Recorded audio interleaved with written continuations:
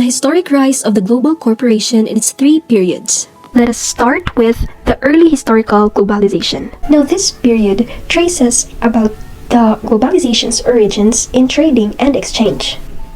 It highlights the role of emerging technologies like shipping and navigation in facilitating global interactions. During this time, entities resembling contemporary organizations with head offices, branch plants, and corporate hierarchies emerged. And secondly is the pre-World War II period. Here, it suggests that the direct ancestors of modern global corporations merged in the two centuries leading to World War II.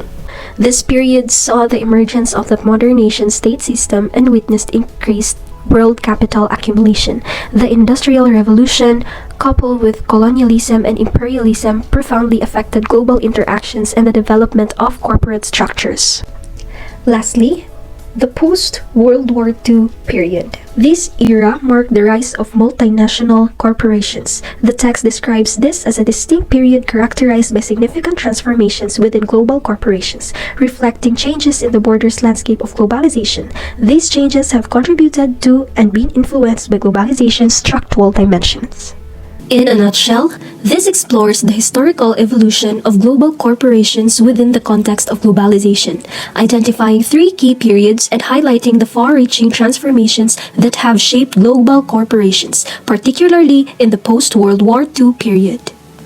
Okay, so let's talk about how global corporations function and what constitutes a global corporation. So global corporations are large-scale organizations that operate in multiple countries around the world.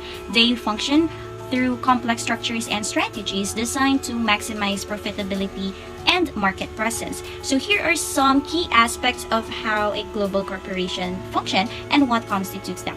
The first one would be the geographic presence. So global corporations have significant presence in multiple countries. They establish subsidiaries, branches, and affiliates in various regions to access different markets, resources, and labor pools. The second one is diverse business operations.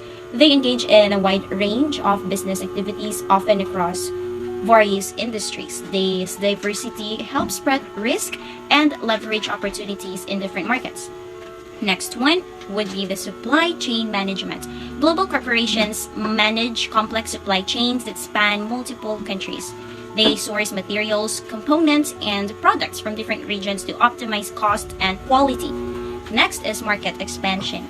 These corporations seek growth opportunities beyond their domestic market.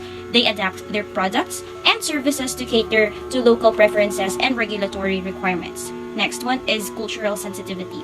Understanding and respecting local cultures is very, very crucial.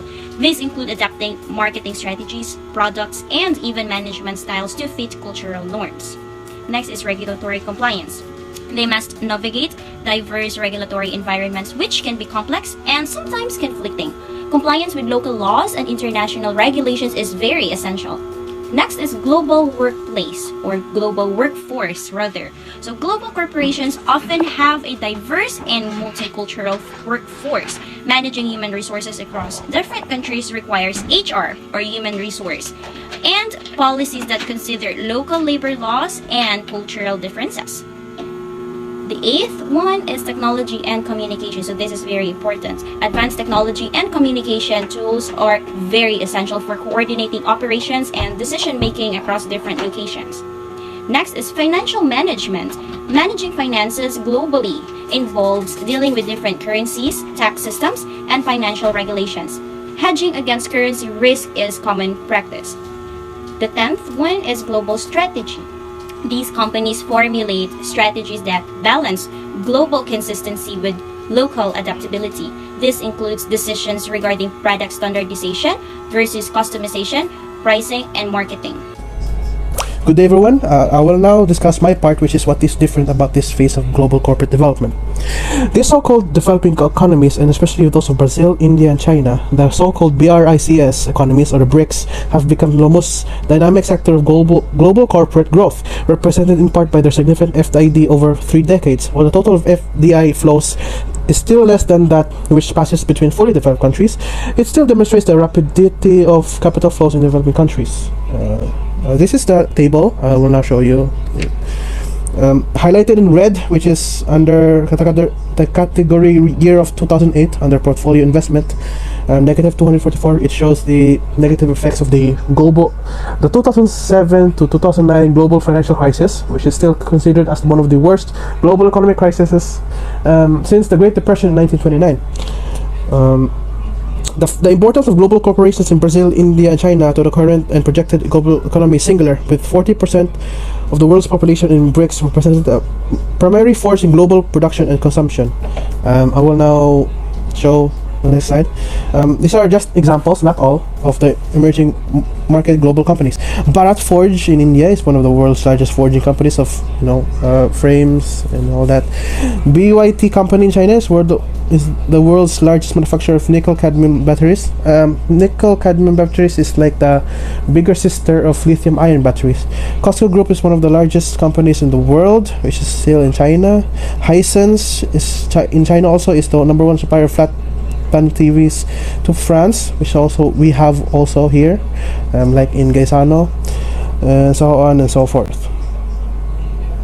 Now, in summary, the global corporations within the emerging economies appear to be one of three general types. The first is those that have risen as a result of growing national power of the host country, responding, as in China and India, need to aggregate and deploy national capital to provide basis for economic development. Second is a second type of global firm has focused in replicating major consumer pathways in both developed and developing countries.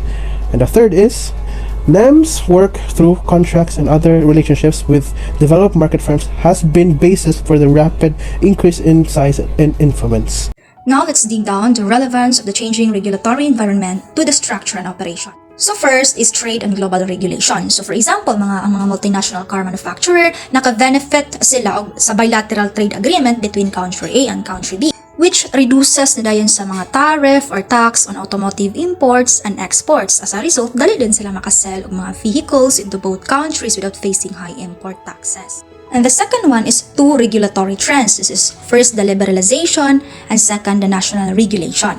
Kaning liberalization, siya ang gapa-reduce og mga trade barriers, for example, import quota, iyahan ang ginapa-reduce. And as a result, they can easily expand their operations into multiple countries, setting up offices and selling their product without facing excessive bureaucratic hurdles. And the third one is corporate social responsibility. So for example, Global Fast Food Chain practices CRS. To protect their brand name, they implement initiative to ensure ethical supply chain management. So for example, they work to ensure that the farmers supplying their ingredient are paid for wages and use sustainable farming practices. So wala lang siya naka-benefit for their image but also naka-align po siya sa CSP principles. Now, let's go down to the normative case for global corporations. So, the normative case questions whether global corporations, like a multinational tech giant, should prioritize profit above all or also consider their impact on local economies and the environment. So, first is global wealth and income inequality. So, for example, ani is the richest 20% of the world's population controlling over 80% of global income, while the poorest 20% have just 1%. So this shows a significant disparity in wealth distribution.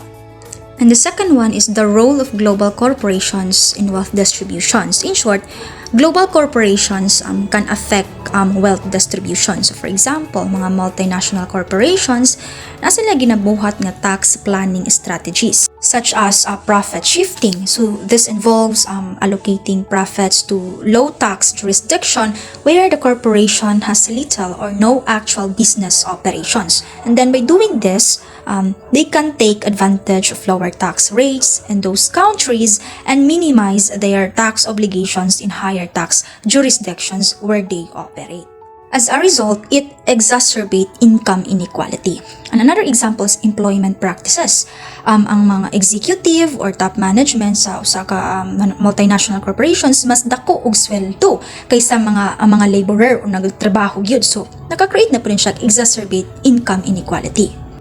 And then the third one is transnational corporations and societal integration. So for example is global corporations partner with the local government to establish a scholarship program and build schools in areas with limited educational opportunities which contribute equitable society.